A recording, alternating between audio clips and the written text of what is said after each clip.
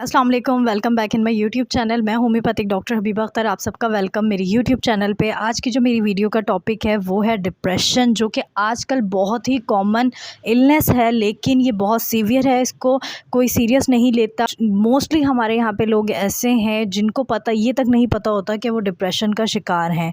तो इस वीडियो में मैं आपको डिप्रेशन क्या है ये बताने वाली हूँ और इसके साइन और सिम्टम्स बताने वाली हूँ। डिप्रेशन जो कि है वो मेंटली इलनेस है, लेकिन ये हमारे मेंटली तौर पे भी हमें इफ़ेक्ट करती है, इसके अलावा हमें फ़िज़िकली तौर पर भी इफ़ेक्ट करती है। अब ये हमारी बॉडी में होता कैसे, यानी डिप्रेशन डेवलप कैसे होता है? बहुत से लोग कहते हैं डिप्रेशन जो है वो सैडनेस है, वो ग्रीफ़ है, यानी सदमा है, गम है, लेकिन ऐसा कुछ नहीं है। लेकिन हाँ, सैडनेस और ग्रीफ़ जो हैं उनकी वजह से आपको डिप्रेशन हो सकता है, क्योंकि यानी गम, दुःख ये सब हमारी ज़िंदगी का हिस्सा होते हैं। बहुत से लोग इसे ओवरकम कर जाते हैं, लेकिन बहुत से लोग इसे ओवरकम नहीं कर पाते, यानी उस सदमे को, उस गम को बर्दाश्त नहीं कर पाते, जिसकी वजह से कॉन्स्टेंटली उसी हालत में रहने की वजह से, उस गम में घुलते रहने की वजह से, अब वो गम किसी भी चीज़ का हो सकता है, वो किसी की बीमारी का हो सकता है, हमारे किसी प्यारे की जाने की वजह से हो सकता है, जिसकी वजह से हम डिप्रेशन का शिकार रहना शुरू हो जाते हैं। डिप्रेशन जो है हमारी बॉडी को, हमें नेगेटिवली इफ़ेक्ट करता है। ये हम जो महसूस करते हैं उस सलाहियत को इफ़ेक्ट करता है। इसके अलावा हमारे सोचने और समझने की सलाहियत को इफ़ेक्ट करता है और हमारे एक्ट पे बहुत इफ़ेक्ट करता है। यानी कुछ हालात में हम नॉर्मली कुछ और रिएक्ट करेंगे, लेकिन जब हम डिप्रेस्ड होंगे तो या तो हम उसमें बहुत ज़्यादा ओवर रिएक्ट करेंगे, या तो बहुत ही समझ लें नॉर्मल से भी नॉर्मल रिएक्ट करेंगे, जो कि एक नॉर्मल रिएक्शन नहीं होता उस हालात में। अब बात करते हैं साइन एंड सिम्टम्स की, लेकिन इससे पहले मैं आपको ये बता दूं कि ये जो डिप्रेशन है, बहुत से लोग समझते हैं ये क्योरेबल नहीं है। बिल्कुल ये क्योरेबल है। इसको क्योर कर सकते हैं, इसको मेडिकेशंस के ज़रिए क्योर कर सकते हैं, इसको थेरेपीज़ के ज़रिए क्योर कर सकते हैं। क्योंकि बहुत से लोग कहते हैं अगर हम सेशंस लेंगे, हम थेरेपीज़ लेंगे तो लोग हमें पागल ना समझें। ऐसा बिल्कुल भी कुछ नहीं है। वो भी एक ट्रीटमेंट है। आप थेरेपीज़ ले सकते हैं, आप सेशंस ले सकते हैं, जिसकी वजह से इंसान जब हम थेरेपीज़ लेते हैं, हम अपनी वो बातें भी निकाल देते हैं जो हम किसी से, अपने घर वालों से या अपने फ्रेंड्स से, अपने सोशल सर्कल में किसी से नहीं कर सकते। तो हम वहाँ पे उन थेरेपीज़ के ज़रिए उन चीज़ों को निकालते हैं, और जब वो चीज़ हमारे ज़हन से निकल जाती है तो हम दोबारा से क्योर की तरफ आना शुरू हो जाते हैं। अब हम बात करते हैं इसके साइन एंड सिम्टम्स की।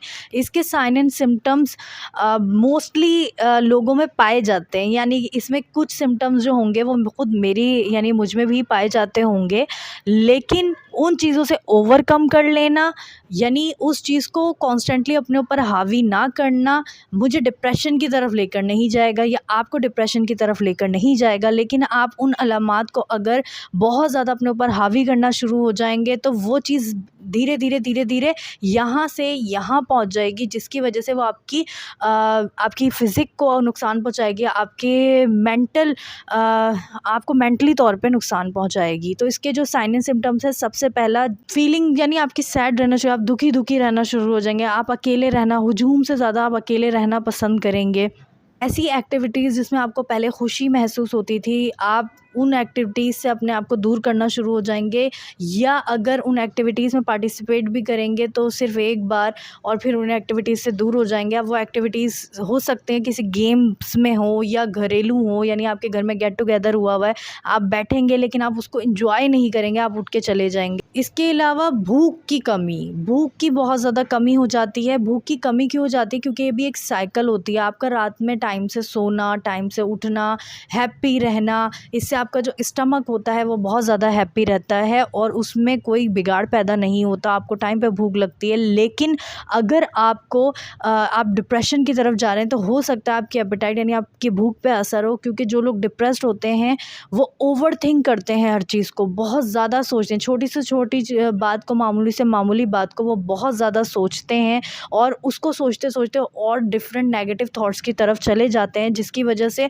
उनकी नींद में उनको बहुत ज़्यादा प्रॉब्लम होती है। सोने में रातों को नींद नहीं आती उनको, दिन में नींद नहीं आती उनको, इवन के फटीग वाली कंडीशन होती है, थकावट वाली कंडीशन, फिर भी उनको नींद नहीं आती स्लीपलेसनेस पाई जाती है, जिसकी वजह से उनकी एपेटाइट पे बहुत गहरा असर पड़ता है।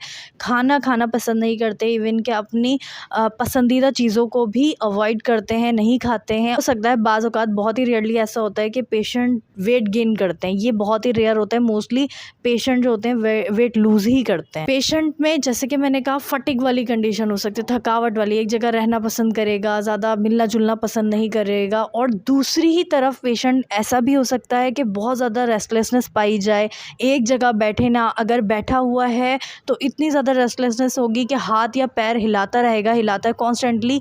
एक होता है नॉर्मल हाथ या पैर को हिलाना, लेकिन वो नॉर्मल से यानी यूजुअल से ज़्यादा होगा, अनयूजुअल उसकी मूवमेंट्स होंगी, उसकी बैठना, एक जगह बैठ नहीं पाएगा, कभी एक जगह से दूसरी जगह तीसरी जगह, या तो खड़ा हो जाएगा या तो चलना शुरू हो जाएगा। तो ये कुछ, और इसके अलावा फेशियल एक्सप्रेशन, जो डिप्रेस्ड होते हैं उनके जो फेशियल एक्सप्रेशन होते हैं वो नॉर्मल नहीं होते, या तो हर वक्त सोचने वाले, यानी ऐसा लगेगा कुछ ना कुछ सोच रहे हैं, हर वक्त थिंक कर रहे हैं। अगर आप उनसे कोई बात करेंगे फ़ौरन कोई रिप्लाई भी नहीं देंगे, क्योंकि उनका जो दिमाग होता है वो कहीं और ही चल रहा होता है, किसी और ही सोचों में चल रहा होता है, जिसकी वजह से वो आपको इंस्टेंट आंसर नहीं दे पाएंगे। वो सोचेंगे, फिर थोड़ा देर से समझेंगे उस बात को, और फिर वो आपको आंसर करेंगे। इसका मतलब है वो किसी भी यानी बात को समझने में टाइम लेंगे। उनका जो कंसंट्रेशन होगा चीज़ों में, बातों में, वो बहुत ज़्यादा कम होगा, चीज़ों को समझने में बहुत ज़्यादा कम होगा। जिसके कारण डिप्रेशन जो है वो 3 तरीके से इफ़ेक्ट करता है, जिसमें मैंने कहा था एक्ट तो डिसीजंस लेने में।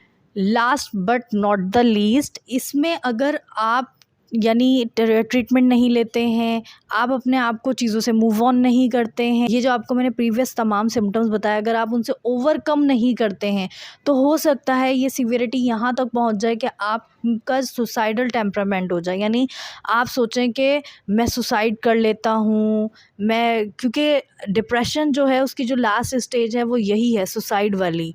पेशेंट को ऐसा लगता है मैं बहुत बीमार हूँ, मैं बीमार रहना शुरू हो गया हूँ, या बाज़ दफ़ा पेशेंट को ऐसा लगता है कि मुझे फ़लानी बीमारी हो जाएगी, मुझे दिमागी बीमारी हो जाएगी। सिर्फ सोचने की वजह से उसकी हेल्थ पे इतना बुरा असर हो रहा होता है, जिसके वो खुद अपना आप बहुत ज़्यादा बीमार लगना शुरू हो जाता है, जिसकी वजह से लास्ट स्टेज उसकी ऐसी हो सकती है कि वो सुसाइड को सोचे, या वो ये सोच सकता है मैं बहुत जल्द मरने वाला हूँ, उसको खुद ही ये सोचें आना शुरू हो जाएंगी।